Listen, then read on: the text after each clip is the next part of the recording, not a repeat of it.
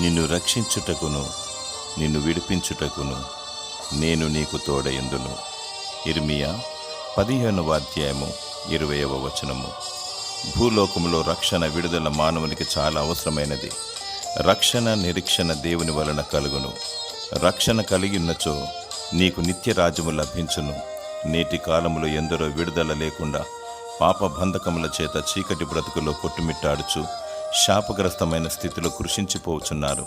పాపము, శాపము, శోధన, దగ, మోసముతో పతనానికి గురి అవుతున్నారు. యేసయ్య పొందిన దెబ్బల చేత స్వస్థత, ఆయన రక్తము ద్వారా విడుదల, విమోచన.